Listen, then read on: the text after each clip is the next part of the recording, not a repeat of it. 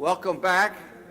It's a great honor to have high-tech high students participate again this year. We are excited to hear from two members of our future workforce. Please join me in welcoming Elena Medina and Jake Dayton.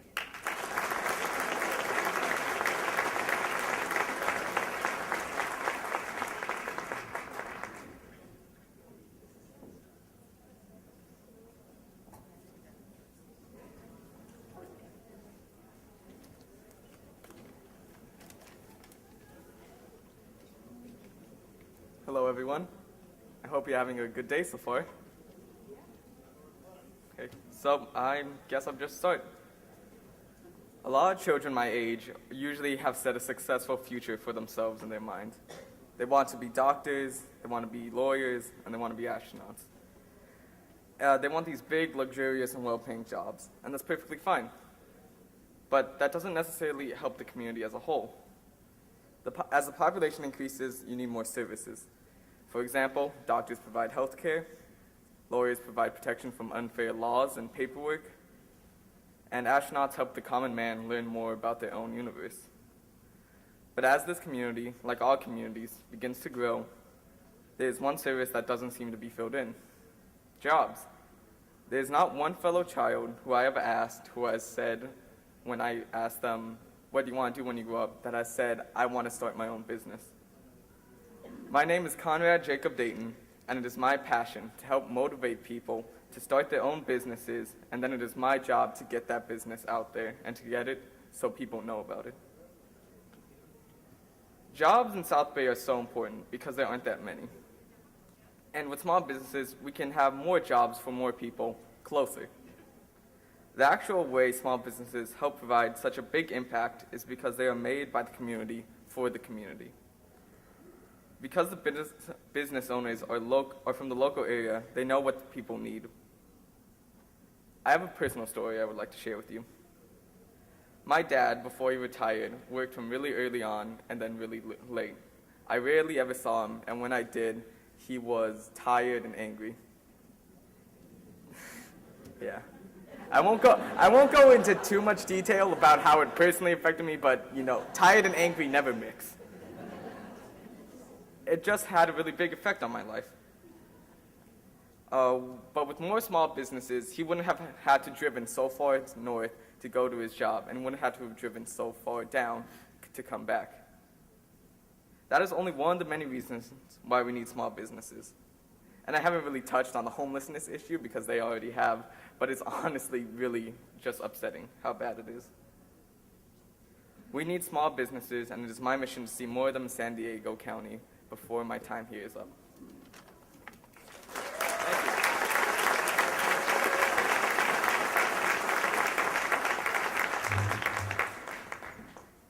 Elena?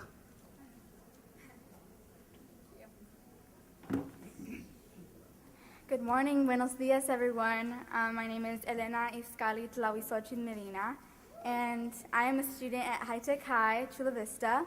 And I just want to start by thanking the South County Economic Development Council for inviting my class to be a part of the 2018 Economic Summit.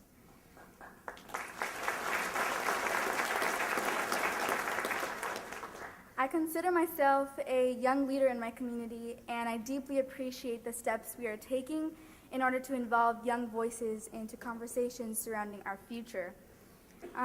Believe it or not, I think a lot about the future, along with many of my peers. And we all see through different lenses, but we have an idea of what we want for our lives. But what is a good life? And what is a good life for San Diego? That is the thing. We all have different ideas of what it means to have a good life, and we all seek it. And some believe a good life consists of luxury and riches, but to me it is about a community that thrives on personal virtues such as courage, justice, and wisdom.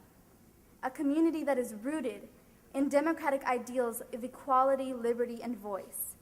A community that encompasses civic values such as critical thinking, open-mindedness, and engaged discourse.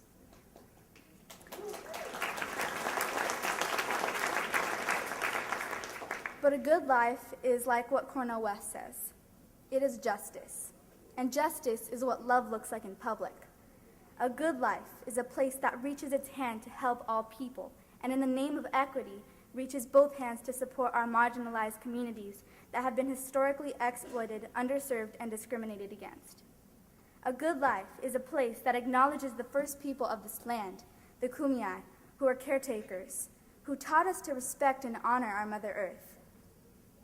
And a good life is one of compassion that reminds us that when you have more than you need, build a bigger table, not a higher fence. A good life.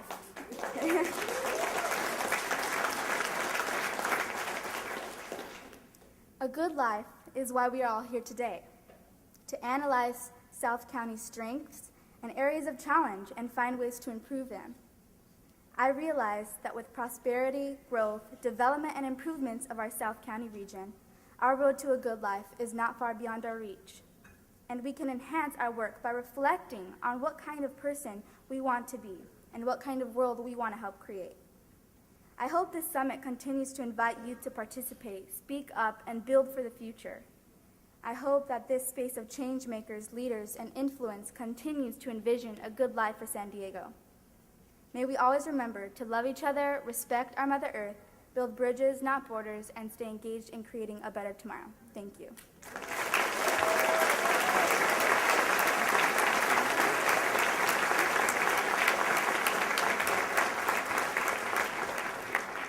Well, thank you, Jack and Elena, and all the high-tech students that are here in school right now, okay?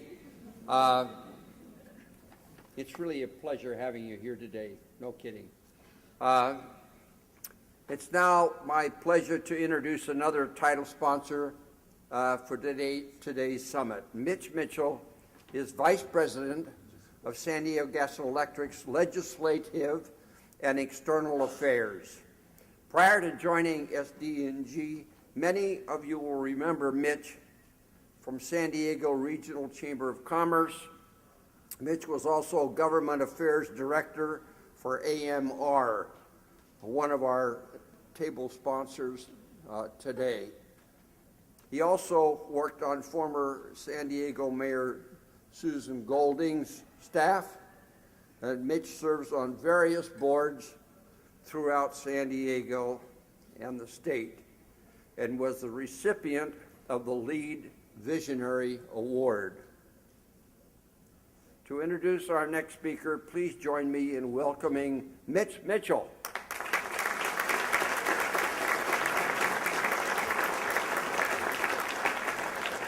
Well, it's a pleasure to be here this morning and to see so many familiar faces. I have to say a couple things. First of all, Kelly Cunningham was on a panel earlier, and he used to be part of my team at the Chamber, and I think I saw Viviana. Kelly, you still haven't turned in that project that you owe me from about 10 years ago, so I need that by the end of the day. I have the wonderful pleasure of introducing the next speaker, Mr. Larry Emond, and I will say that why it's a pleasure for me is some of the books that have been produced by the company he works for, Gallup, have been instrumental in helping me grow as a leader within all the business opportunities I've had. Managing is never easy. I always tell people that if you love working alone, great, but managing is about teaching, and it's about encouraging growth. And some of the books, I will say to you, Larry, that I love Break All the Rules and Strength Finders. If none of you have actually tried that, it's a great tool when you're building teams to figure out who's on the team and what they're all about and what their strengths and weaknesses are. So Strength Finders is also a great find. Mr. Emond is an interesting speaker because he's had the same boss for the last 26 years, which is a good thing, and he's worked for a company that's been around since 1935. He himself began his career there at Gallup in 1992, and he started the Gallup operations in Tokyo. And before that, and he was part of spent several years in the Japan Management Association Research Institute, a regional economic and management think tank. He then subsequently ended up serving, before becoming managing partner, he was a managing partner for a region that included the USA, Asia, the Middle East. So you can already tell by the introduction, he has global understanding and knowledge. He then became the executive publisher, and he directed Gallup's publishing endeavors, including books that I mentioned, but also under his leadership, Gallup has had many groundbreaking books, including Now Discover Your Strengths, Strengths Based on Leadership, The Coming Jobs War, and during his time as executive producer or publisher, Gallup published 5 of the 25 best-selling management books of all time, so fairly impressive. And I think when you talk about the changing economy, how we manage teams and get the most out of teams and how we get the most out of this economy is really important. So Mr. Iman is now the Managing Director of Global Leadership Advisory at Gallup. He consults with senior executives of many of the world's largest organizations, and I think more than anything, he is probably instrumental in all those conversations because of his global perspective and knowledge. And so without wasting any more time, I'd like to welcome to the stage Larry Emond.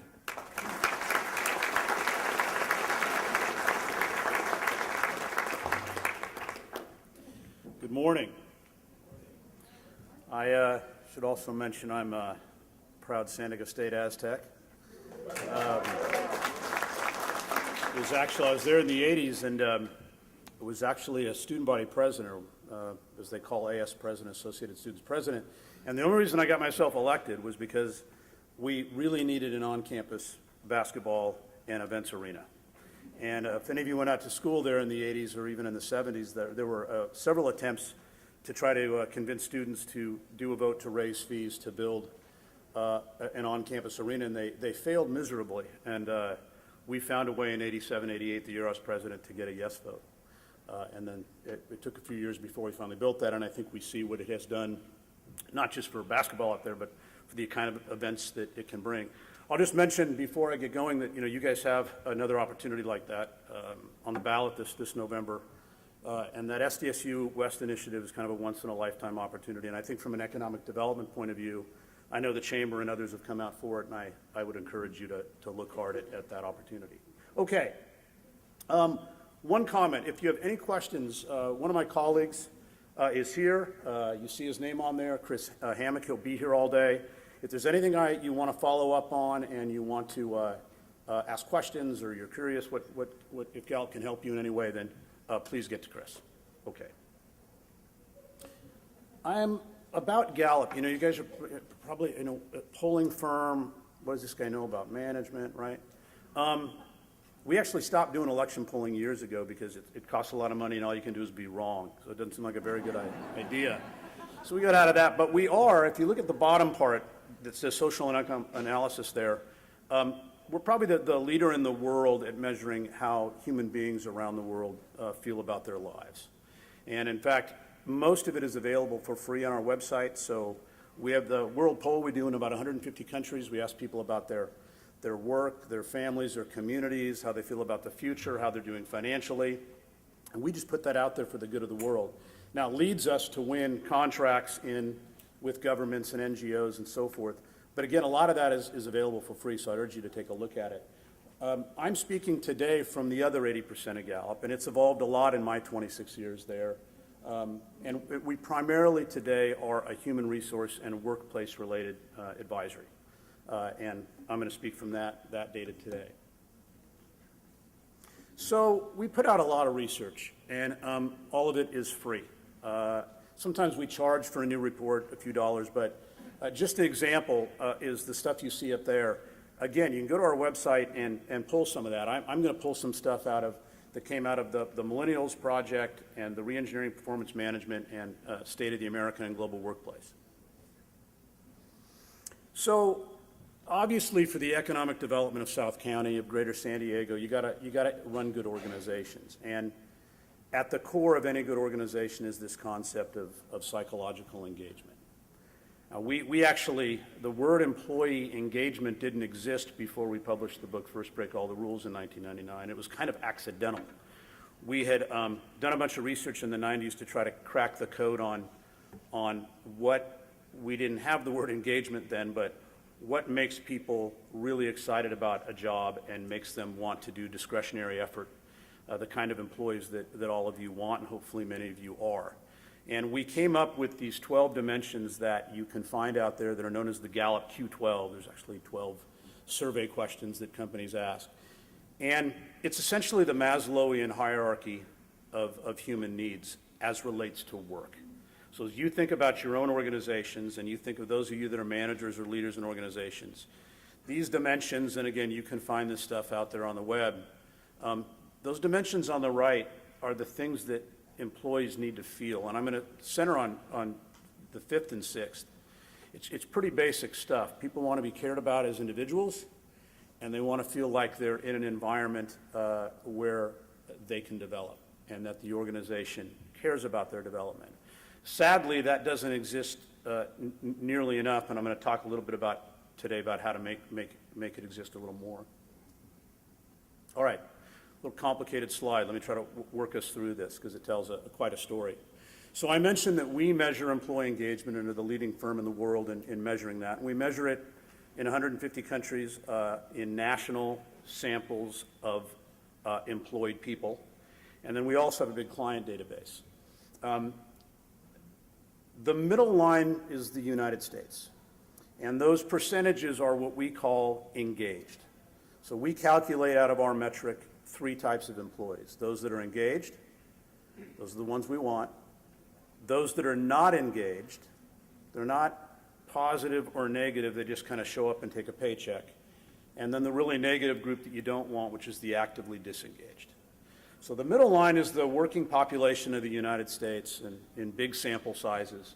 And the good news is, but there has been improvement, and there's been improvement because organizations of various sizes have gone to work, they've read our books, other books, they've used firms like us, and they've tried to make an improvement. And so, 26 to 33, that's still only a third. The ugly line below it is the whole world.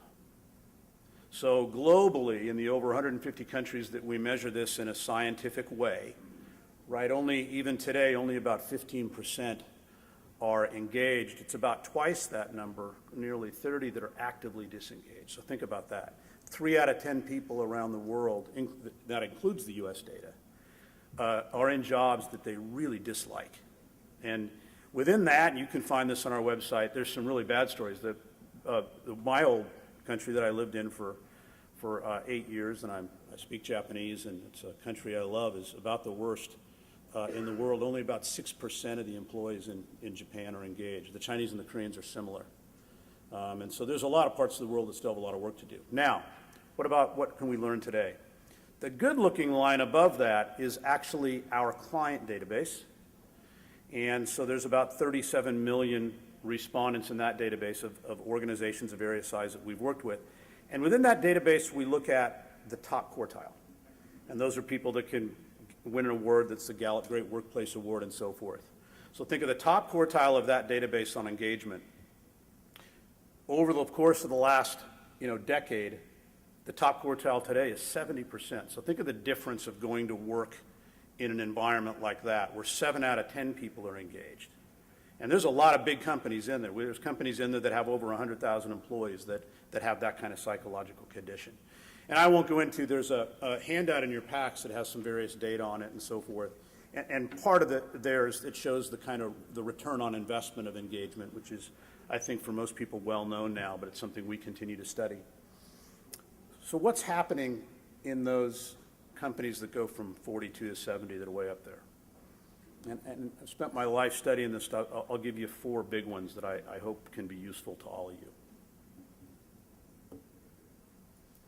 Seems obvious, but very few companies do this. They might do a survey of some kind, and it comes back and says things aren't going very well, and they tell managers to get better. Right? It doesn't work. You have to invest in some kind of manager education and development. And it's the closer you get to getting into the fundamental psychology of those human needs that engage a person at work, the more likely you are to have success. And we've watched companies that will do surveys, and it get a little better because of the pressure of data on people. But until you make that kind of investment, and there's a lot of ways you can do it. There's a lot of good books out there. But I'd step back and think about your organization and say, have we really given our managers the tools to learn how to do something different tomorrow, next week, next month, that is more likely to engage our people? That's the first one. I mean this just in the general use of the word versus our own Gallup definition of the word that Mitch mentioned. It's an amazing fact.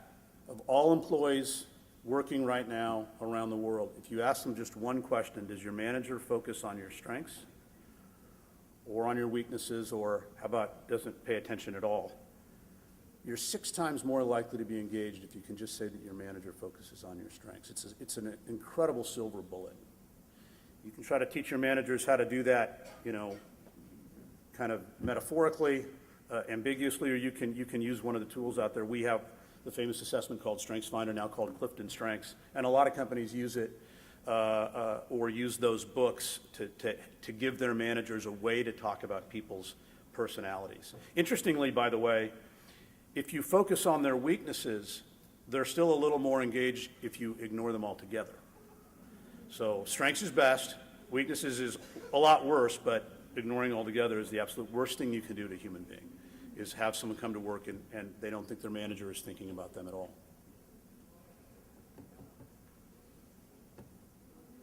So here's some data for you on this point. 1 in 10 human beings that are walking around the planet Earth are naturally wired to be great managers of other people. They probably had that at a young age. We knew who they are. Some of you are those people. They naturally wake up in the morning and they care about people that work with them. They think about their development. They're thinking about how they can support. It's about them. It's not about me. All 1 in 10. The universe gave us a gift because the ratio of employees to managers around the world is exactly 10 to 1, on average across all organizations. So we go, there it is. We're good, right? But we also at Gallup study around the world the percentage of people that are currently in managing roles, that can be from first level supervisor all the way up to CEO. And as we sit here today, only 18% of those people come from the 10%, because organizations are so horrible at choosing managers, right? We choose managers for 2 reasons typically. They were top individual achievers in a role, which no academic study of any kind ever done has showed that has any relationship to being a manager of other people in that role. Those 2 tasks are unrelated. The second is they become a manager because they win by attrition, right? They've been here a long time, right? And that's just true. Even today, organizations do it. And when you find somebody, we tell big companies that we work with that those bottom quartile managers, I talked about the miracle of the top quartile, but those bottom quartile managers who don't get better, it's your obligation to try to either move them to an individual achiever role or move them out of the organization. But be friendly, as I've said, because it's not their fault. You're the ones that chose the wrong person to be manager, right? That was your mistake. That's on you. And so I would urge you to think hard about that aspect of your organization. And the fourth one is kind of how do we get ourselves here in the first place, which is be a heck of a lot more selective in the first place. I don't care what size an organization you are. There's a lot of good assessments out there. We're in that business, but a lot of companies, there's a lot of bad assessments out there too. But the science behind psychological assessments is enormous. Structured interviews work.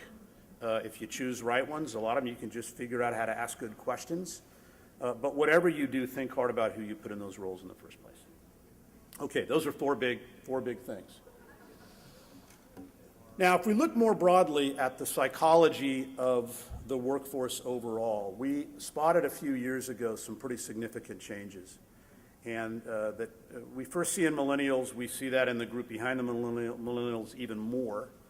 But it's impacted the whole workforce. And I'll do these very quickly, and there's we have a report that gets into this that you can find. But these are fundamental changes that we are absolutely certain were not true of the last generation or the generation before that. If you're talking about people that are younger, people simply are a lot more interested in purpose than paycheck. I work with the largest chief human resource officers around the world. I'm going to talk about that in a minute. And this is an overwhelming thing in their hiring process right now. When they're doing interviews, young people coming out of college are actually the ones doing the interviews. They're asking the organization, what's your larger purpose? What are you doing to help the community? What are you? It's an enormous change. And their recruiters are like learning how to deal with this. It's almost like the students are recruiting the company, if you know what I mean. It's a big fundamental change, and it is not just life stage. It's not just they're young and hopeful. It's fundamental. And we noticed it's bleeding upward into the workforce. So to you as employers, you have to think about whether or not your organization can provide a larger purpose for the individual than just a paycheck. Obviously, people want development.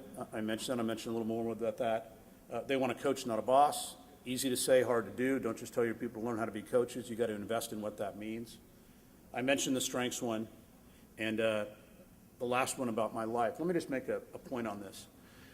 There's kind of an old belief that, work is work, and then this is my personal life. I'd ask all of you to think momentarily about the greatest manager you've ever had in your life. At any phase in your life, the best boss you ever had. My guess is the person you're thinking of was deeply interested in you personally and things outside of work. That's what a great manager looks like. So any of you that are trying to build workplaces where you're trying to have that checked at the door, all people, most all people, and especially young people, they want to know that you care about their life and what they have to get done outside of life. And I'm a working mom and I've got to do this, I need flexibility. Those are all the things that they really want you to care about. So think more broadly about them and the rest of what they need to accomplish. I'm just going to jump to this one. I mentioned this one, but I just can't emphasize it enough. Earlier I said that the two most important things about being engaged are somebody cares about me and somebody's thinking about my development. This is especially true of the young generation in their 20s and early 30s and those behind them. Enormously true that if I go to work for a place and I don't immediately think they are interested in helping me develop, I'm going to look elsewhere. There's a piece of data on here, and this is, again, bleeding across generations. Piece of data on your sheet that says that 51% of working Americans right now are actively looking for another job. 51%. Let me tell you how different that is. 5 years ago, that number was 26. So from a fourth to a half. Millennials, it's over 60, right? So don't imagine that everyone here is not looking around. Why? Well, right, it's become a lot easier. LinkedIn and all the other stuff, it's just so much easier to look for a job and doesn't take a lot of time. And so you have to always kind of be working from the idea that probably half your people are right now looking to go somewhere else. And you've got to give them reasons to stay. And most of those reasons are not financial. I'm going to jump over real quickly. I'm just going to say that,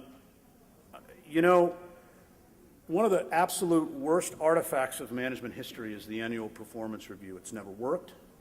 Managers hate it. Employees hate it, right? The data on it is just unbelievable how much everybody hates this process. And yet most companies still do it, right? If you're still doing that kind of process, which is kind of just a charade to find out whether I'm getting a bonus or not, right? And those things absolutely should be separated. That's another piece. They should not be the same process. We have a nice thing you can find online. We actually created this. One of our biggest clients in the world is one of the biggest consulting firms in the world. We actually compete with them in some days, but 400,000 people, and they hire 100,000 new people a year, and a third of them leave in their first year. And we went in and found out why. We already knew why, but they went ahead and had us come in and find out why just for them. And it was the same answer because they don't think you care about their development. Their manager is not a coach, all those things that I've thrown up there. And we created this little framework that we kept as intellectual property and we put out there. And a lot of companies have just started trying to use this as a way to give their managers a kind of checklist. Again, you can find this online or you can reach out to Chris and find it. But you can't just tell your managers to make this an ongoing process. You have to give them a framework and tools to do it, and this is a pretty good one. All right. For my last piece here, stay on time, I'm going to speak from a different piece of, I have a kind of fabulous thing that came into my life somewhat accidentally, and now it's about 80% of what I do. I run a thing around the world called the CHRO Roundtable. Chief Human Resource Officer, right? That was a role that didn't exist 20 years ago. And now, that's typically the third highest paid position in large public companies. It's become an enormous role. And I found out that while they were a member of different clubs, they didn't have one they really liked. So as of this morning, I have 431 CHROs around the world that average about $25 billion in revenue and 100,000 employees. So think Amazon, think Walmart, think Siemens, think HBC, think Fujitsu, Hitachi. They're all in this group, and what I do for a living these days is I fly around the world and do small group meetings talking about the challenges of managing a large organization. One of the hot topics is the future of work, AI, technology, bots, and I've had about 8 meetings dedicated to this. I had a meeting in Paris a few weeks ago where I had a bunch of companies that are about 200,000 employees on average. We spent a whole half day on this topic. You guys hear about it. I'm just going to give you a super fast executive summary. The first one I'll just make is frightening, and that is the large organizations of the world and the ones that are in my group around the world are almost 10 trillion in revenue. These are big, big, big organizations. All of them are working under the idea that they're probably going to do a lot more with less people. And then if you press them on which jobs they think are the most likely to get displaced by artificial intelligence, by bots, that's robots, which isn't what you think. It actually can be a little unknown vehicle that is doing AI. These are the jobs that I continually hear. Accounting and finance, obviously calling contact centers. We right now are talking to bots and we don't even know it. We think it's a human, but it's not. Legal and procurement, sales organizations. The pharmaceutical sales organization is a ridiculous entity. Reps see people for about 14 minutes a day. The big pharmaceutical companies just want to get rid of them altogether. Physicians, radiologists, the healthcare systems don't know why there's pharmacists when a bot could do that for us, right? So it is a kind of frightening thing to think about where this could go. Now, not all companies think they're going to get rid of people, but most are. This is headed in that direction. Reskilling and upskilling, you hear a lot about it. AT&T spending $1 billion on it. It's hard to do. You know, think about a bunch of 50-year-old accountants that you want to suddenly make coders. Not easy to do, right? And it's a big challenge that all organizations, and even down to smaller organizations, are things you're going to be trying to figure out. So I do these meetings all over the world, as I said, with these CHROs, and if there's one thing they all agree on, it gets back to some of the comments I made earlier. I always, at the end of meetings, I go, hey, I just want to ask you, how many of you have enough good managers? And it's usually laughter and hysterics. They don't. And it's because they choose the wrong people, and then they don't invest appropriately in helping them get better. And I would encourage all of you, for your organizations, and drive the economic development of South County, to think a hell of a lot more than maybe you do now about that one key role, because how that role goes, the rest of your organization goes.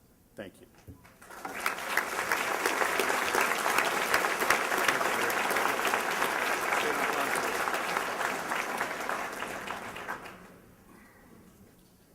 Thank you, Larry, for that valuable insight. You guys want to adjourn that way? We can do the photo op. Okay. And thank you, Jack and Elena, our high-tech high students. We really appreciate it. You give us hope for the future. Thanks. Thanks so much.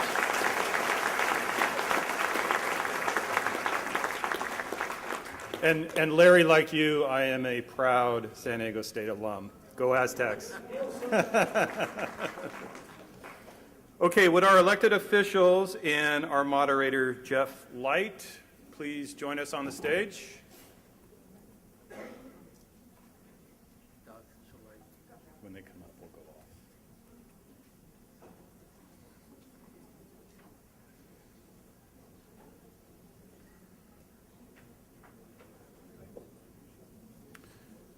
Okay, while our elected officials are making their way to the stage, it is my honor to welcome them to the South County EDC Economic Summit.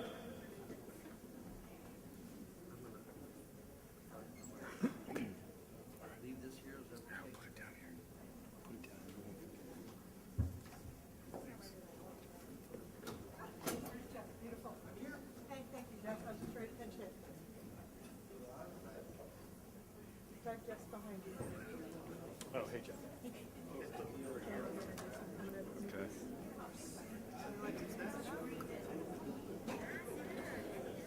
Okay, our moderator for this morning's elected officials panel is Jeff Light with the San Diego Union Tribune. Jeff grew up in New York, where his father was editor of the local newspaper. For over 30 years, he has been an editor, reporter, intern, and hopper for various newspapers. As a journalist, Jeff was a member of the Pulitzer Prize-winning staff of the UT in 1996, and he joined the UT as an editor in March 2010. Jeff will introduce today's panel. Please join me in welcoming our moderator, Jeff Light.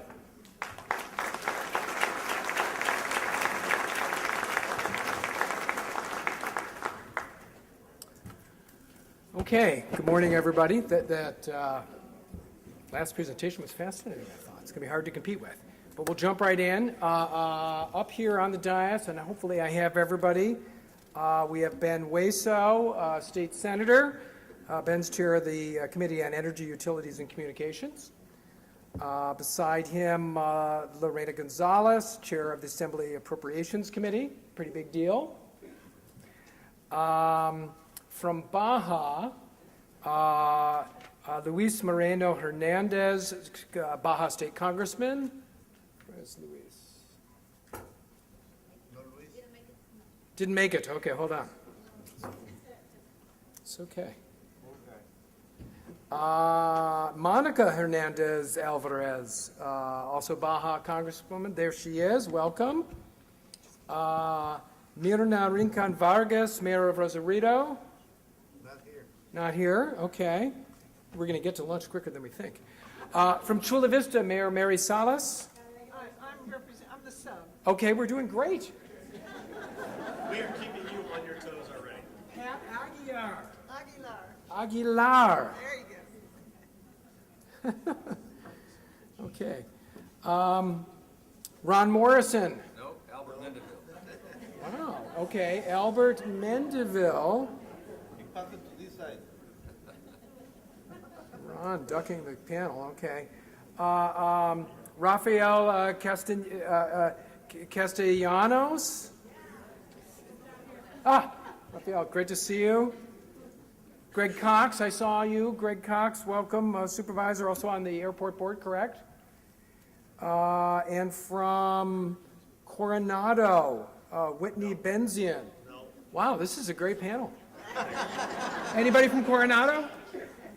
Probably a few out from Coronado. Okay, there's gonna be a lot of questions from the audience, believe me. And Mark West, IB. Well done, Mark.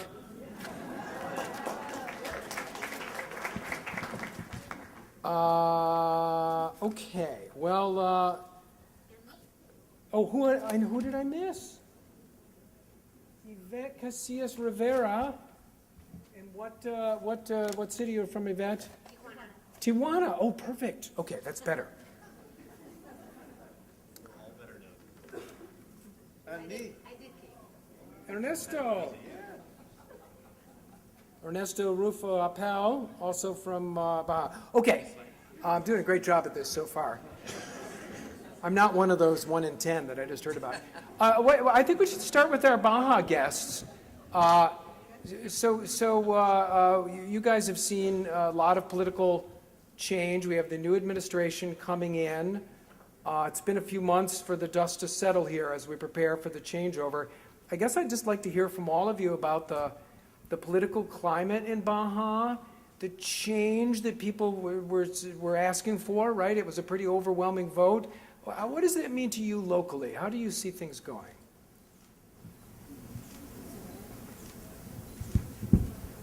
Well, undoubtedly, there was a landslide on the new government, at federal level, the President of the Republic, Mr. López Obrador, and it also happened in Baja. In an even bigger vote for Morena, the political party that just emerged from the left in Mexico.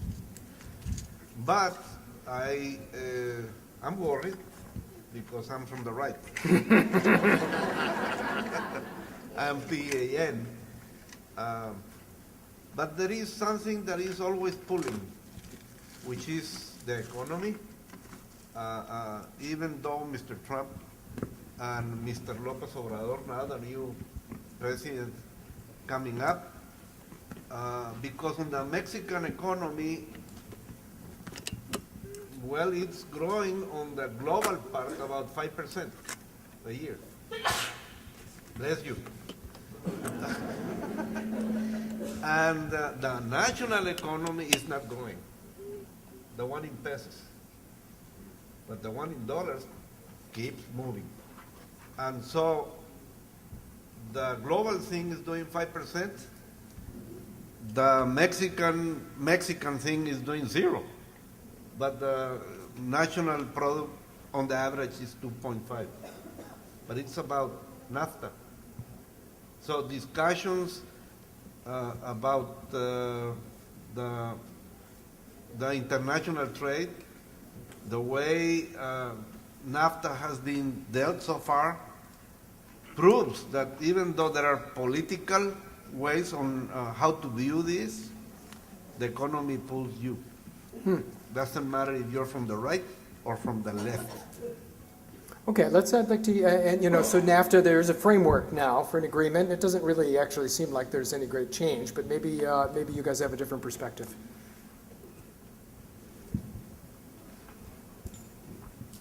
Well, last year I got the chance to be here, and I told you everybody that I was a romantic and I saw the region as Romeo and Juliet.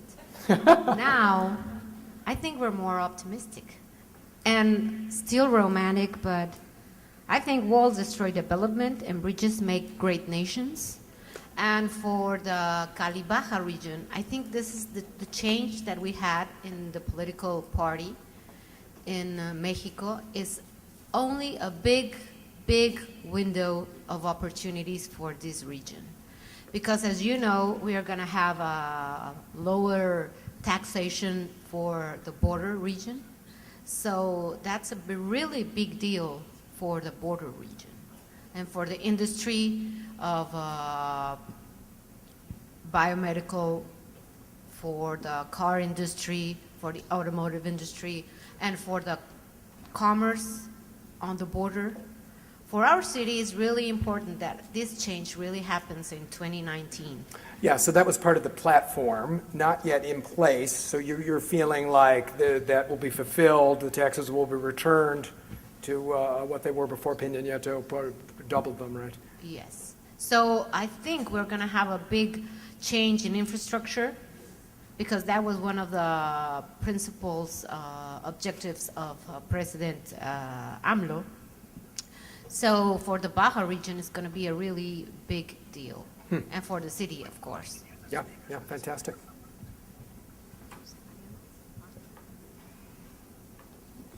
Good morning. I'm speaking English, but I really want to speak Spanish today.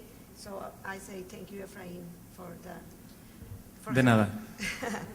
Muy buenos días. Muchísimas gracias por la invitación. Estoy contenta de estar aquí el día de hoy. ¿Y cómo veo el clima político en mi estado? Yo soy diputada local de Baja California. Thank you for inviting me, and I am the local legislator for the state of Baja.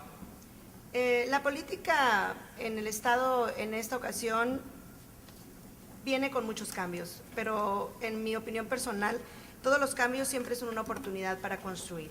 Todos los cambios siempre son buenos para hacer cosas distintas y creo que Baja California estamos listos para eso. So about the political arena in the state of Baja, the way she sees it right now is with a lot of opportunities for the state of Baja. En esta ocasión, desde el Congreso del Estado de Baja California, hemos estado trabajando mucho para precisamente hacer que las cosas funcionen y precisamente en el cambio que viene a nivel nacional. Ya hay varios diputados federales como senadores que tomaron ya su espacio en el Congreso de la Unión en México y ahora nos queda a nosotros un año más precisamente para estar listos y seguir trabajando por el estado de Baja California. Como lo repito, los cambios siempre son buenos y creo definitivamente que entre Estados Unidos y México pues compartimos más que un espacio geográfico porque nos une una historia de amistad, un compromiso solidario de ambos países. Así que creo que seguiremos trabajando juntos. Among the changes that has happened in Mexico, especially with the elections, there are legislators in the national or in the federal arena that are also being elected as congressmen, such as a senator that's here from Mexico that got elected to be a congressman of Mexico, and they're working very, very hard at a local, state, and federal level. So the changes that she sees is that there is a great opportunity for the state of Baja, especially with the relationship with the United States, to continue to work together and strengthen the relationship between the two nations. Thank you. Gracias. Okay, fantastic. So as we go along, feel free to jump in.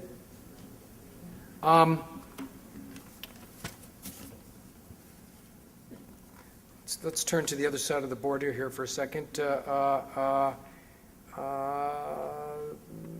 Maybe we'll start with maybe Greg Cox. Greg? So Greg, you've got a couple years left appearing on this panel before you escape to the better life. So I guess I'm just wondering, how do you see things going politically and economically over the next couple of years? Your perspective, I think, probably is a little different, having served for a long time and now really taking stock. So tell us what you see. What are you trying to say, Jeff? Let me first start off by saying that I had a little vocal cord surgery about 4 or 5 weeks ago, and I will ultimately get my voice back. Right now, I kind of sound like I'm a member of the mafia, so I really kind of fit in with the South Bay Mafia up here. But you know, I've had an opportunity, as Jeff has alluded to be in elective office. Well, the first one was in 1976 when I got elected to the city council, and I think during those ensuing 42 years, I think there was 4 years when I wasn't in elective office. I was a year and a half up in Sacramento as a director of local government. So I've had a chance to see a lot of changes that are going on, and I have to tell you, there is so much opportunity going on in South County right now. I don't care where you look. The Chula Vista Bayfront, before I was elected to the city council in 1972, City of Chula Vista, the city council at that time, commissioned a study out of a group out of San Francisco, the Sedway Cook report, which was focusing on a massive development on the Chula Vista Bayfront. Well, if there's one thing you learn in politics, it's that some things just take a little time to get there. So kudos to the city of Chula Vista for the work that they've done over the years to get to this point. They're right on the cusp of having a major development that I think will truly transform the entire South County region, not just Chula Vista. But Imperial Beach, the changes that are going on there, National City, Coronado, you know, all of these communities have major projects that are going on. And let's not forget San Ysidro on the border. The infrastructure investments that have been going on there with the border crossings, with the cross-border terminal, and for the county in the East Mesa area, East Otay Mesa, there's some tremendous opportunities. When you look at what's available for future development in the San Diego region and the opportunities to create good paying jobs, it's South County. And I think the elected officials that are up here, we may be of different parties, we may have different philosophies and attitudes, but I think one thing that has rung true over the years is that the South County elected officials, by and large, collaborate and cooperate to make things happen. So I guess that would be maybe my reminiscence. No, I don't want to let you completely off the hook, Greg. So I think a couple of issues that we hear about a lot in terms of the social good and as well as obstacles to economic prosperity, housing prices, and I think we could talk about the rent control question here in a minute. But also homelessness, care for the psychologically distressed, the drug addicted, and some of this comes back to the Board of Soups, right? You guys are holding a big reserve, and in the current campaigns, you're seeing a lot of conversation about, hey, here's a way to put that to work. What are your thoughts on that? Well, I think you're primarily hearing that from Nathan, but no, I don't think that's true. You hear that broadly. No, actually, there are a lot of. I mean, the biggest problem we're dealing with right now, let's face it, is housing and the availability of housing, the affordability of housing. That is a big impact of the homeless problem that we're having. The county has identified 11 different properties that we have that we've declared to be surplus.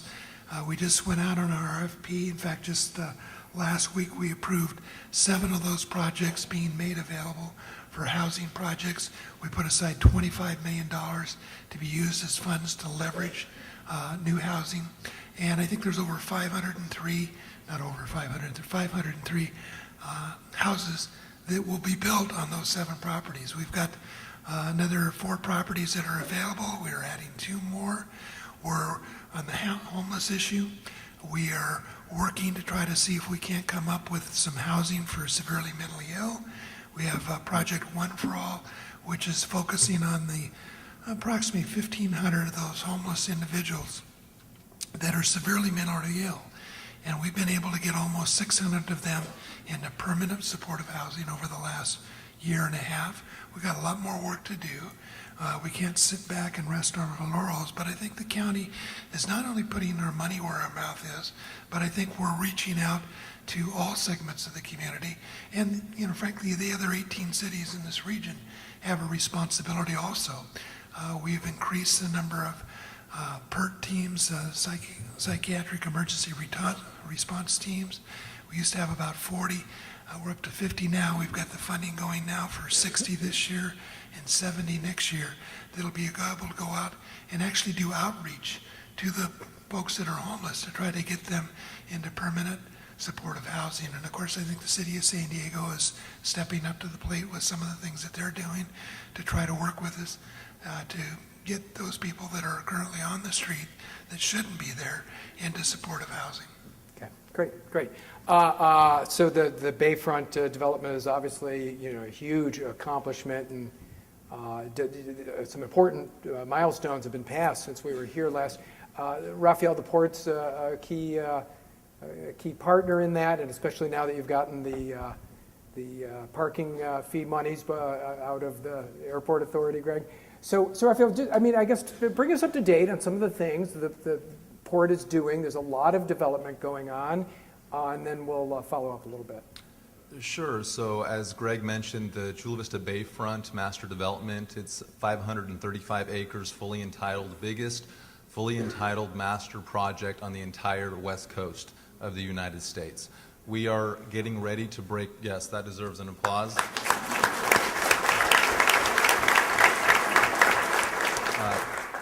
Right here in South Bay and in the South County.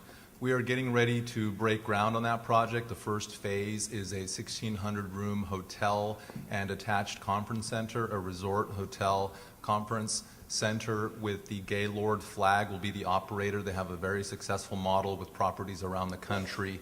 This first phase will be about $1.1 billion of construction and development cost. It'll employ thousands of construction workers. When the project, this first phase, is fully stabilized, there'll be about 20,000 permanent jobs and $2 billion a year of annual economic impact. That's a game changer, not just for the South Bay, but for the entire county of San Diego. It's the biggest public-private partnership in the history of San Diego County, and it's happening in the South Bay.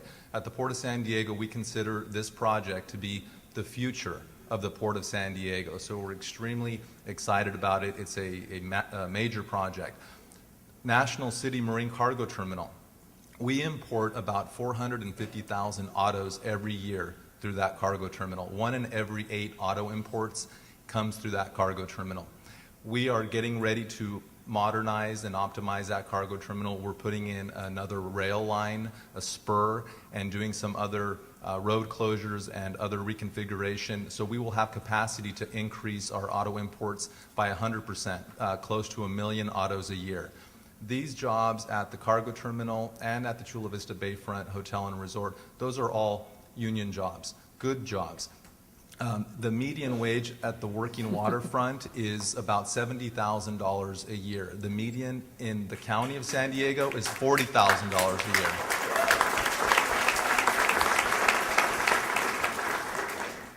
Labor and the environmental groups have been major partners, extremely important partners, because they help us get projects approved by both the Port and the California Coastal Commission. And when we get these good jobs delivered, everybody applauds. Everybody's really happy about those good jobs. But sometimes along the way, before we get the projects approved and the deals made with these groups, people tend to have a less than positive view of these important stakeholders. but they're critical to the success of our projects and to the prosperity of this region. So those are two of the major South Bay projects. Yeah, great. You know, this little dust up that I was mentioning over the rental car fees, it sort of pointed up this question that Lorena had raised about the airport authority versus the port. And you're the chairman. I mean, what do we need both these things? What is your take on that? Easy question.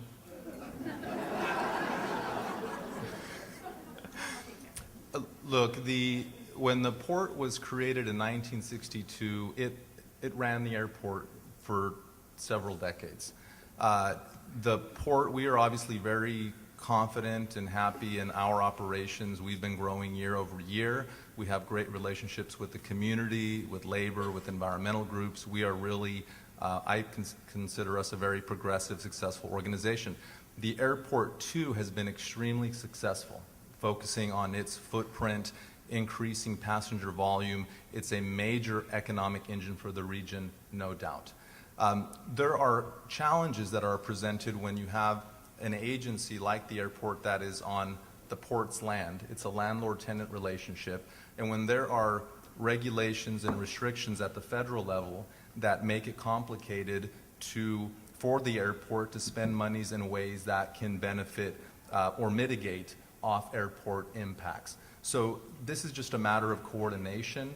I'll let the Assemblywoman discuss the potential consolidation, but there are pros and cons to a potential consolidation. And so what we really need to do is look for ways to work collaboratively, efficiently, effectively, and I'm extremely pleased that we were able to resolve this rental car fee dispute in short order. We did in less than 30 days. Litigation is never resolved, folks, in that amount of time, so that we were able to do that working together says a lot about the two agencies and the potential for what we can do when we're working together. Okay, great answer.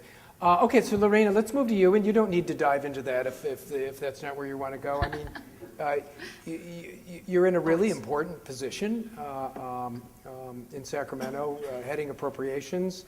So I guess I'd rather hear from you the 30,000-foot view. You know, there's so many needs in California around housing and opportunity, and you know, you've got the list. How do you set those priorities? So I kind of want to delve into this just a little bit first. Our issues with the airport are not unlike our issues that we had recently with Sandag or MTS. And the bottom line is this: for far too long, the South Bay has been the stepchild for the rest of the region. And there's East County and North County. Yeah, you should applaud, because we are not going to continue to allow our taxpayer dollars to be used in a regional format where we have a majority of the population and aren't getting a majority of the services.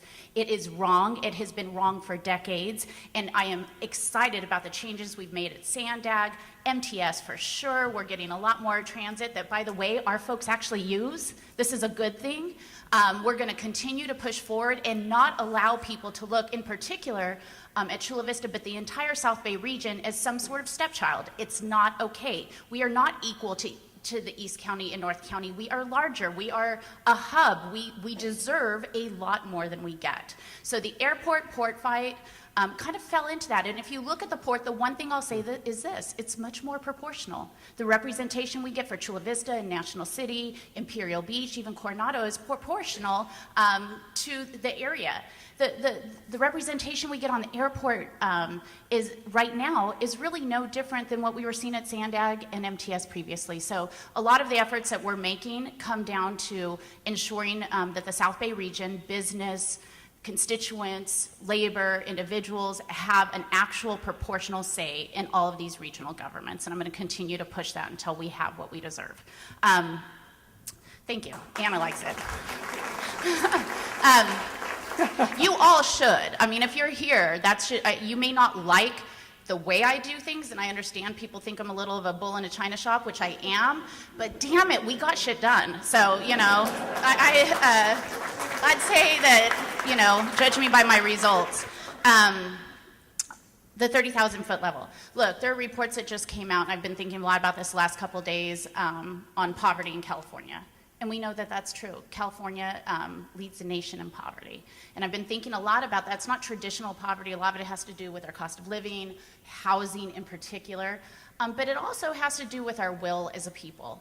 And I loved, of course, I think there was one person over here, and I clapped when we talked about union jobs in the South Bay. We know that in California, right, a lot of our poor are working poor, and that's a reality.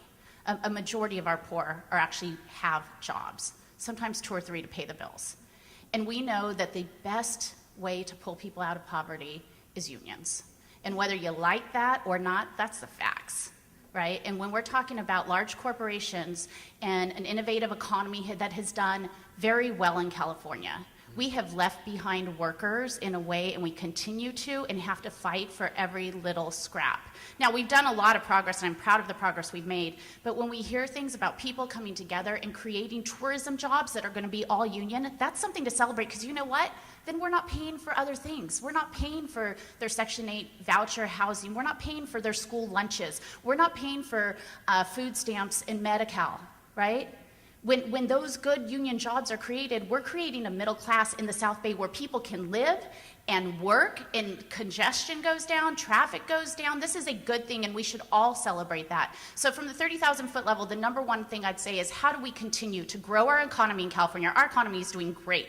We're the 5th largest economy in the world, and yet we're leaving behind workers. So how do we continue to ensure that as companies continue to have profits, I don't think anyone's going to complain that corporate CEOs aren't making enough money. If anyone wants to have that argument, I'd love to, we can go outside and debate that any day of the week. But who's not making enough money is our rank and file workers, our bottom line workers, and we need to continue to push and pull that up here in California. Great, thank you.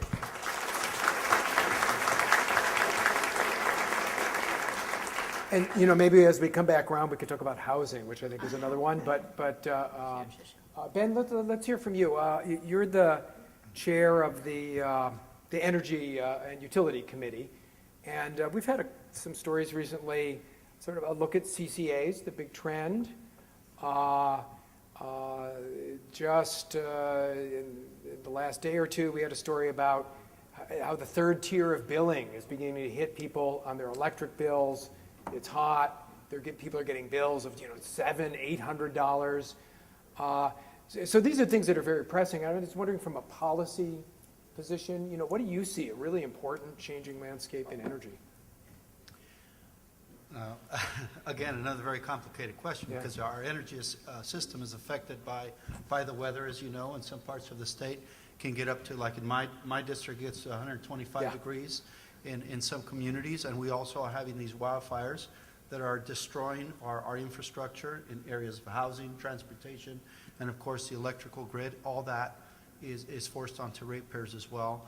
And we also are trying to affect air quality, which is, we're trying to reduce emissions, which is also a very costly task to embark on, but with the ultimate goal of reducing rates. And we've seen in California that our rates have gone down as we've gone greener, as we have increased our clean energy portfolio. Prices have gone down. Air quality has improved in many parts, and we've known that there has been a gradual decline in emissions in California since we started this program. So it's a victory on many fronts. It's a victory on the front that we're creating these exciting new jobs in our economy that are fueling our state's economy, and we are still the largest job producer in the country, and this is a sector that's contributing to that growth. We're also seeing our environment improve. We're seeing air quality improve. But all of that is one large integrated program that requires a lot of management. We have a very complex system of delivery of power. This year we're contemplating regionalization, which was a push to also affect reducing the price of power. But again, with this federal administration that's pushing coal into our state, people got scared. And it's gonna have an impact on rates. What the federal government is doing on many fronts is also a contributing factor to the rates that we're paying. It's not something that we see as good. It's something that we see as an attack on our quality of life. It's an attack on our economy. It's an attack on the jobs we're trying to create. So we see our electric grid system is not only power, it's also, a job creator. And that's a very important balance that we need to reach, always focusing. The number one focus always has to be, though, keeping rates low. Keeping rates low ensures that we keep businesses in California. Keeping rates low makes sure that we have the lowest income people still have an ability to get cheap electricity. And I'm very mindful of that, representing an area that needs to have air conditioning in every classroom, in every home, in every business for the major part of the year. And that gets very costly in those parts. And those areas are usually the ones with the highest unemployment rates and the largest poverty rates. Yeah. So let me just follow up because, you and I haven't talked about this. Where are you on the whole CCA movement? Where, the CCAs, community choice aggregation, advertise, I think, lower rates and more green energy, two things you talked about. Then the utilities, to talk about another thing that you mentioned, the grid is super complex, we got to be careful. So any position that you've taken there? Well, I'm pragmatic about CCAs. I want to see that consumers have choice. Currently, under CCAs, consumers don't have a choice. They can't actually go in and sign up and say, I want to be part of a CCA. CCAs are usually imposed on them, and if rates go up, it affects them one way or another, and they have no control of that. And that part of the CCAs concerns me, although the consumer choice part is what I like about CCAs. And if some CCAs are actually making a push to go greener, and I don't know that necessarily may be a choice now. When the governor just signed a bill to make California 100%, all energy in California come from renewable sources. So some kind of renewable power will be fueling California's electric grid by 2045. And so that... So that sort of undermines that argument in a way. Right. It's an interesting political dilemma. But if they can do it sooner, well, that's great. But if they can do it cheaper, that's also great. And if consumers actually get a choice in that, it's also wonderful. That's something that we have to solve at the state level. If we truly intend to give people greener, cheaper power at their choice, that should be our ultimate objective. And if we can achieve that, it'd be a better thing for our state overall. Okay, good, thank you. Let's see if we can get over to the other side of the table. Mark West. I think Ben sponsored legislation that would address some of the problems in the Tijuana River Valley. Give us an update on what's going on. I mean, this feels like it's gone on forever, and yet now it seems to be coming to a head. There's a lot of activity, right? Yeah, the Mayor Dedini has been a really great advocate for our city to make sure that we are finally getting somewhere on the Tijuana River, and and Senator Hueso and all of the elected officials up in Sacramento have been really instrumental in helping us get this. In fact, I know that Senator Hueso was really a great advocate for making sure that the state got involved and actually is joining in on the lawsuit to sue the International Boundary and Water Commission. And that's something all of us should be applauding, because Imperial Beach is the South County beach, and when our kids go to play anywhere in South County, if they want to go to the beach, they come to my city and they come to enjoy our community. So that's a great thing. We had an amazing breakthrough just recently. I don't know, a lot of people saw in the news, International Boundary and Water Commission and the federal government pushed back and tried to stop the lawsuit from moving forward. But we had a great judge who actually took the time to go to the Tijuana River and actually spend time and see the things that are happening out there. And guess what? He is moving forward the lawsuit. We want to thank the city of Chula Vista. Thank you very much, Pat. We also want to thank the port, Rafael. Thank you very much for joining in on our lawsuit to sue the federal government, because it has been going on for way too long. I have an article that I have pinned up in my house that is from 1930 that talks about the sewage that was in the Tijuana River. And it is really, really, it keeps me motivated, it keeps the mayor motivated, it keeps our entire city council motivated. But you know why we're really motivated? Because we want to create a better life for the city of Imperial Beach. We feel very strongly, we've kind of embraced this whole life with active transportation, an active lifestyle, getting out, enjoying your community. But if we've got our beach that's continually closed, we cannot do that. We brought the Lime Bike to the first city in Southern California to bring that to our community. It really worked. We had community members who were taking these Lime Bikes from their house, really doing the last mile and ending up right near a bus stop. It was a great example of how you provide something for people, they use it, and they use it well. So we're really excited. But there's other things that Senator Hueso was very instrumental on that helped us.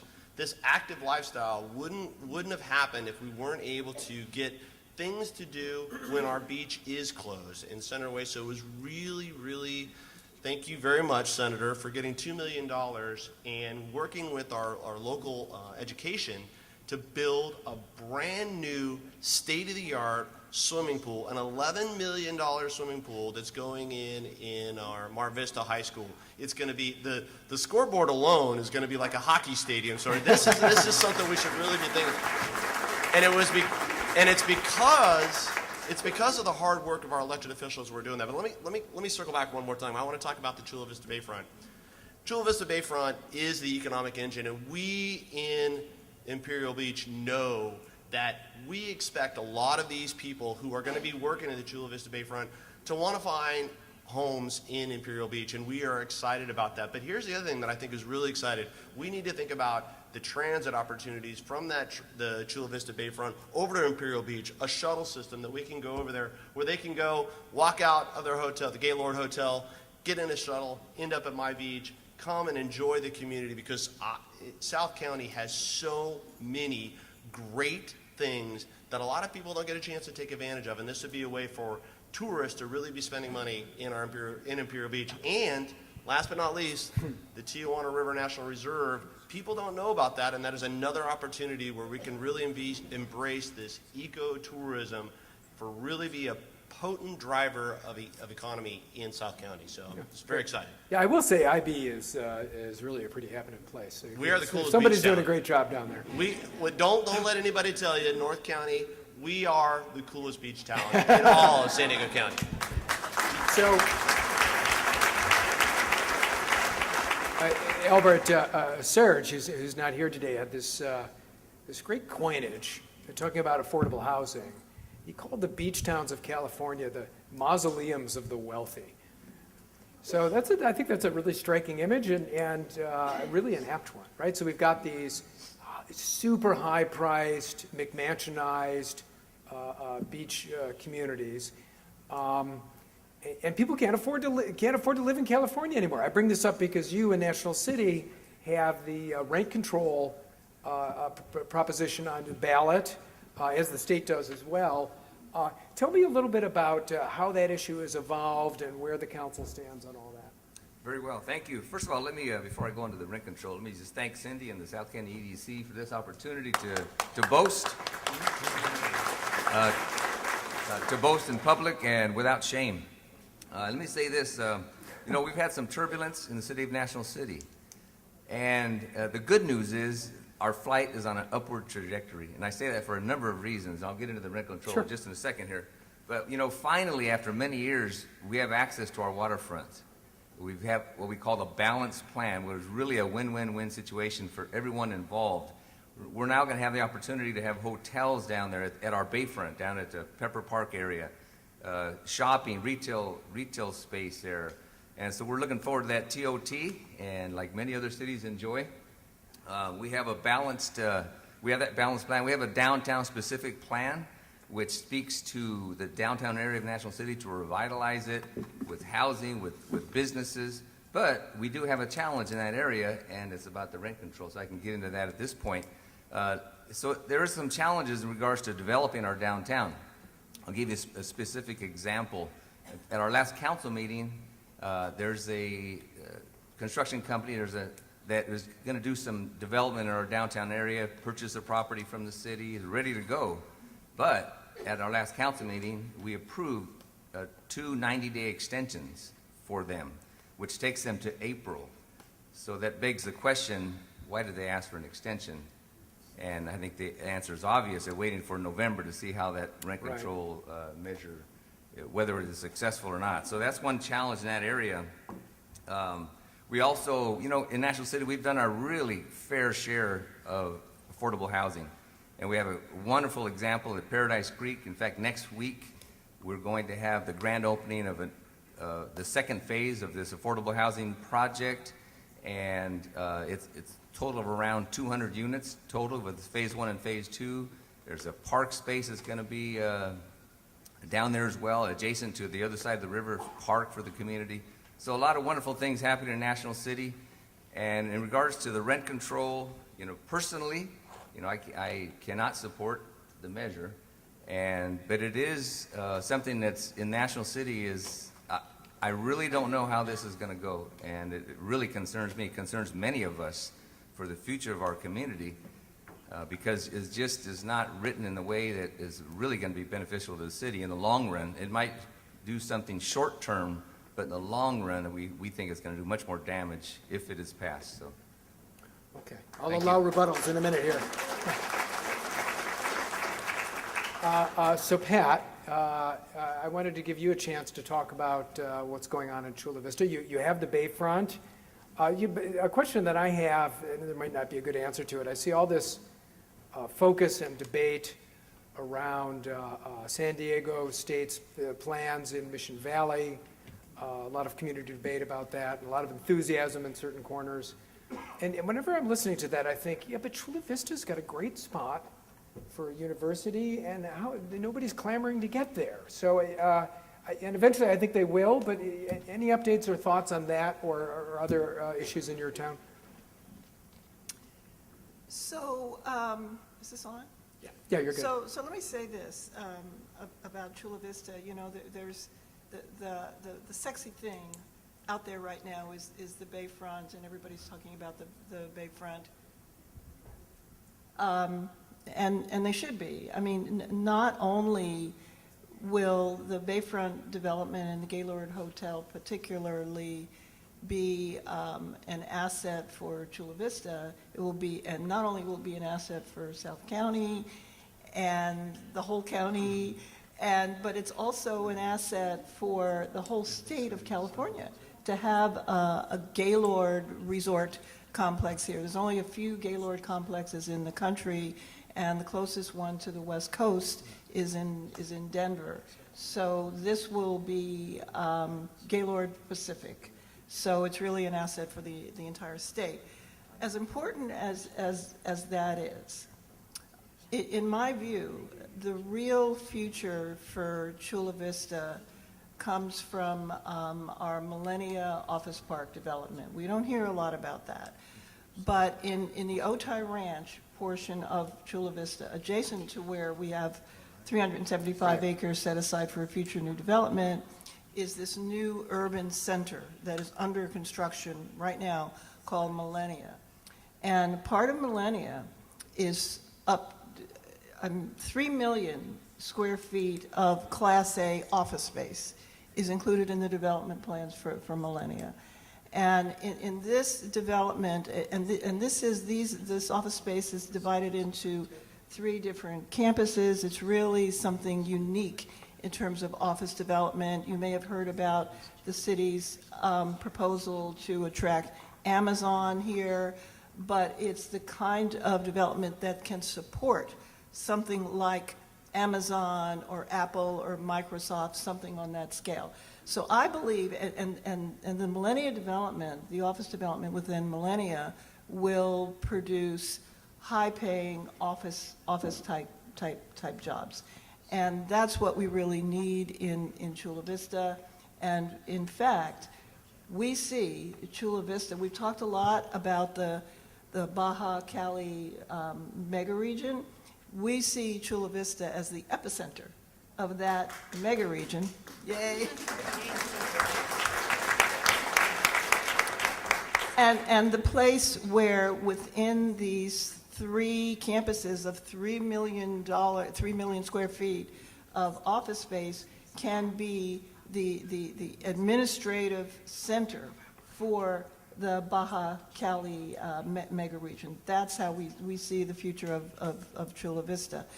With regard to and I went through all that to answer your question about the university, because the university and the Millennia Development and the Millennia three-campus office park system are directly adjacent to each other and will interact with each other and become mutually dependent on each other. So this 375 acres that we have for a university, in my view, is set to become California's next great universities. We have many universities in the state of California that excel. In San Diego County, our major universities are all north of Interstate State 8. And the thing that will bring South County to the fore is a future research university, and we already, as I say, I keep saying it, we already have the land for it. The city owns the land. We need to attract a university. That is an ongoing process. We're going to get there. We've had a lot of interest. I can't say more than that. But the university, this future research university, in conjunction with the Millennia office development, I believe will create a kind of synergy for South Bay that we now see, like maybe in the University Town Center area of San Diego. So in terms of economic development, in my view, that's where the future lies for Chula Vista as being the administrative epicenter for the region. Thank you. Yeah, long answer, but a good one. For me, I think less of University Town Center than of a place like Irvine.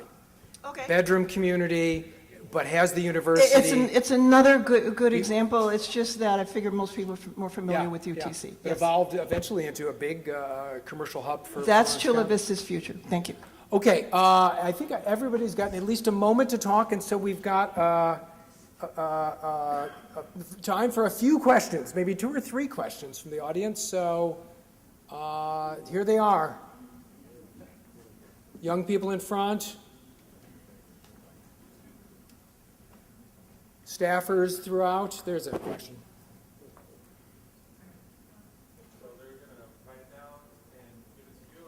Oh, just stand up and ask the question. You're fine. I'll repeat it if people can't hear.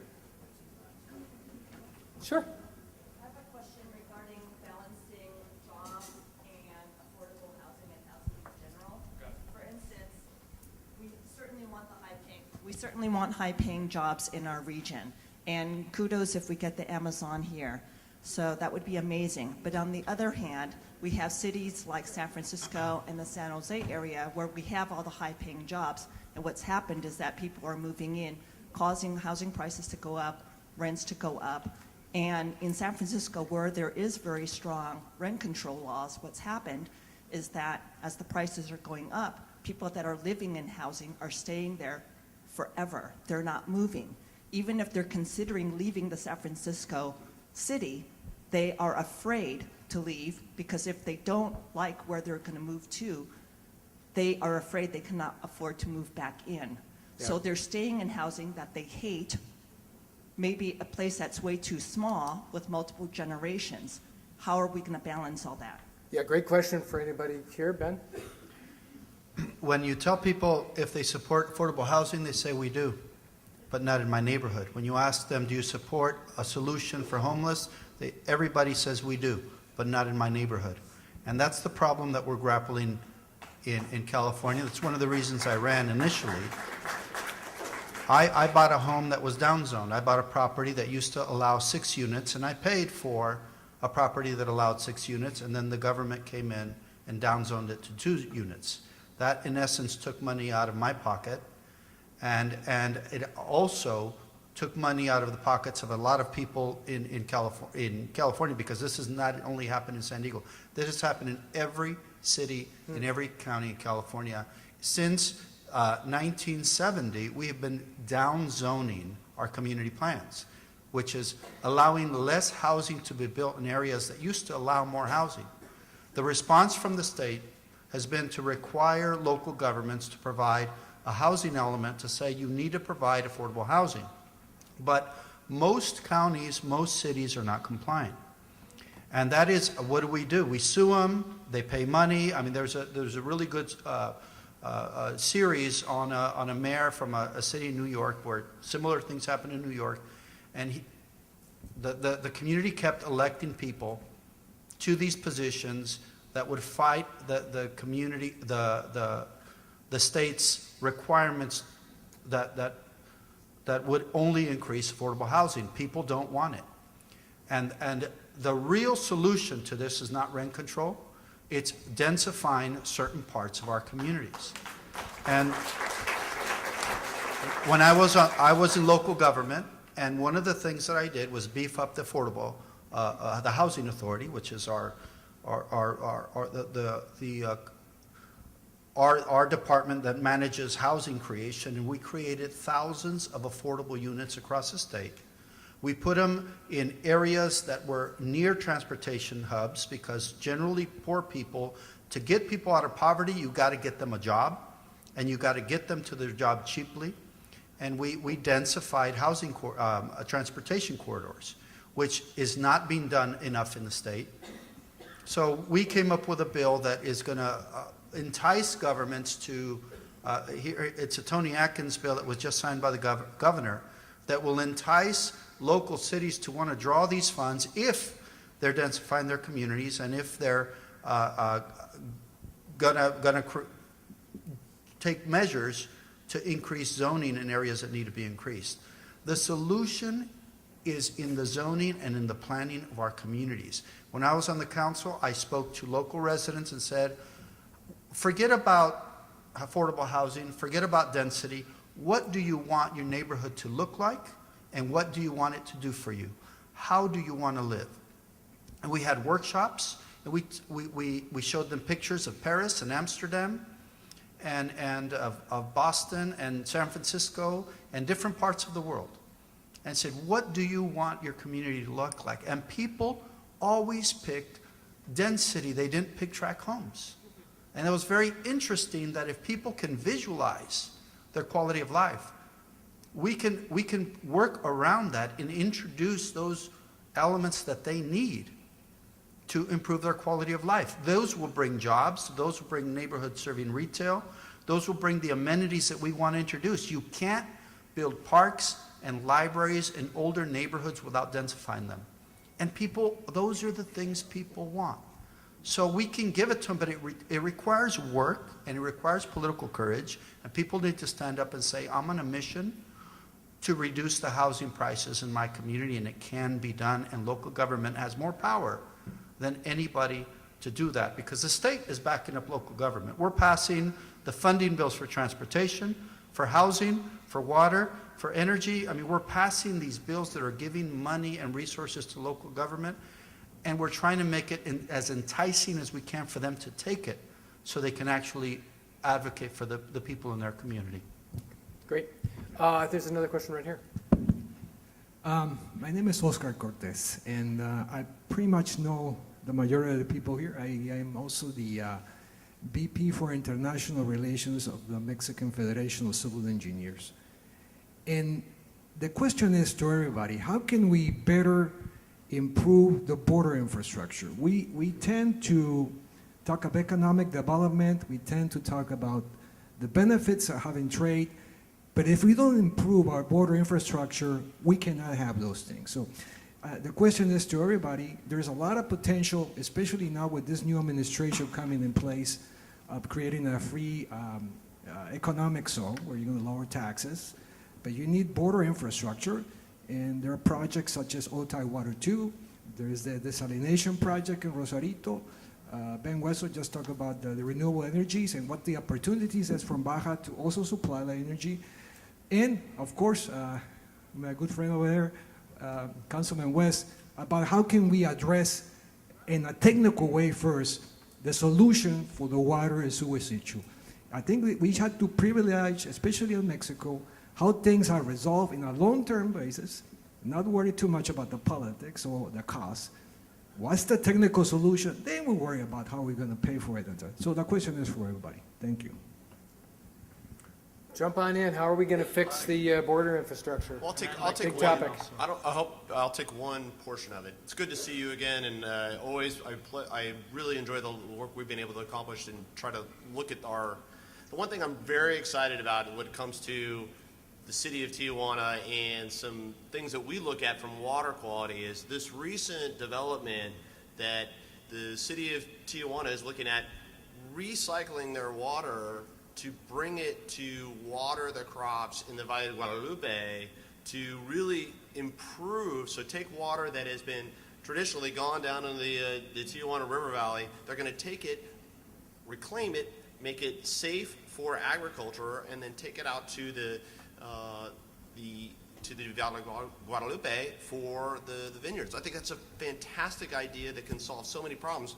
But that's just one level of the infrastructure that we're talking about, because you're talking about transportation, water infrastructure. Those are all things that are tied together in so many ways. So I'm gonna leave that on the table just for water, because that's mine that I would love to hear from my friends to the south. Sí, voy a tomar el micrófono. Me interesó mucho la pregunta, perdón. So, desde el Congreso hemos estado trabajando mucho precisamente por los cambios. A nosotros nos tocó aprobar las desalinadoras precisamente en Rosarito, que están trabajando. Próximamente en Ensenada vienen otros cambios. Y el gobierno del Estado está trabajando precisamente en hacer que las cosas funcionen mejor para que podamos tener un mejor crecimiento y trabajar en conjunto de forma binacional. What she's saying in responding is that she's very interested in your question, especially about infrastructure solutions here in the binational region. And she responds that in the state legislation, the state of Baja, they're working very hard to make sure that their border infrastructure in place to solve many of the problems, specifically to the one that was mentioned regarding the Rosarito desal plant, which is very important for the region, and such as that is an example of many of the things that they're working very hard and working together to make sure that there are border infrastructure that are completed. Great, great. And we're almost done, but Ernesto, and let's leave a little time for Yvette, and I think Van had something to say. So you have the floor. Well, the border is a complex situation. There are 13 agencies from the U.S. side and 16 from the Mexican side. I heard that someone is suing the IBWC. Good. Okay? Because that's the complexity of both federal governments. So we need to focalize the region in order to solve the infrastructure challenge. I've been listening to you. You're talking about local economic development, but there is a regional, binational region that has a lot of challenges and opportunity. The cost on the Mexican side, as you know, has made the competitiveness the heart of NAFTA in this, our Baja Cali region. So, energy, but about water. I mean, the Colorado River is not big enough anymore.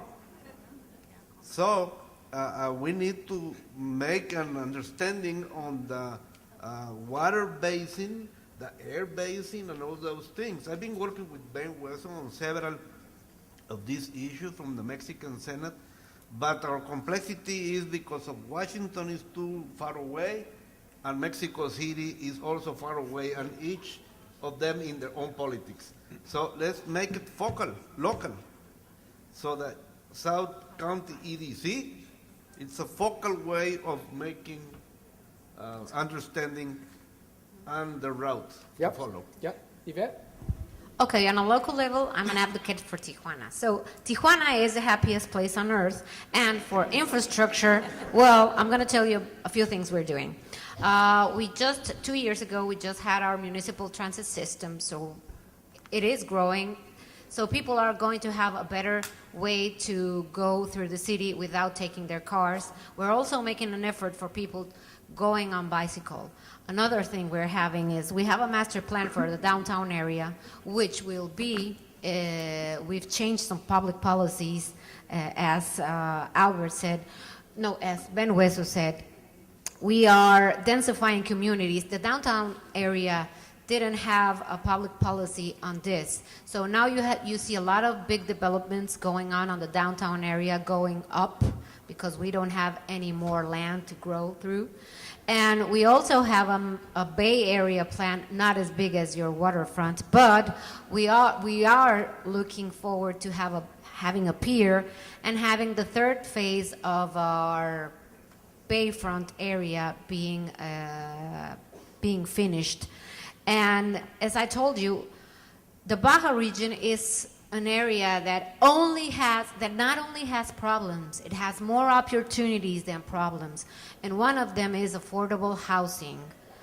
If we see long lanes, it's because a lot of the people that work here in the San Diego or California region are living in Tijuana, and we do have affordable housing. Yeah. We have new investors, local and international investors. Yeah, very interesting point, and an interesting dimension to the problem or the solution. I agree with you. Okay, Ben Thank you, Hueso, Jeff. we're done. It says done, but you get the last word. Thank you, and I just felt like I needed to add on, because we've worked so hard on this for many years, increasing the opportunities to cross at the border. CBX was the latest, and we're also doing everything we can to reduce border wait times. But I'm telling you, whatever the border set out to accomplish, I think it's been a failure. If it was supposed to curb people from coming in, that didn't happen. If it's supposed to curb drugs from coming in this direction, that didn't happen. If it's supposed to stop arms or guns from going into Mexico, that didn't happen. And I visited Berlin when the wall was still up, and they tore it down. And that region is doing amazing. Not only is it doing much better, I mean, they're a competitor, Germany. We're the 5th largest economy. They're the 4th largest economy. We're creeping up on them, but they're doing really well. And they've integrated all of Europe into the European economy. And their currency, despite taking in countries that have smaller economies, their currency is doing better than the dollar. And instead of working with Mexico and Canada and all of South America and all of the Americas integrating our economy, we're creating borders and we're building walls. It's just not the best way to grow our economy. We have to really think that and model ourselves after the European economy, because China is coming in and they're taking over South America and the Americas' economies. They're our biggest competitor, and I'm telling you, where we're moving out, they're moving in. And it's going to be a big problem to the sustainability of our economy. Thank you. Okay, public officials, thank you very much.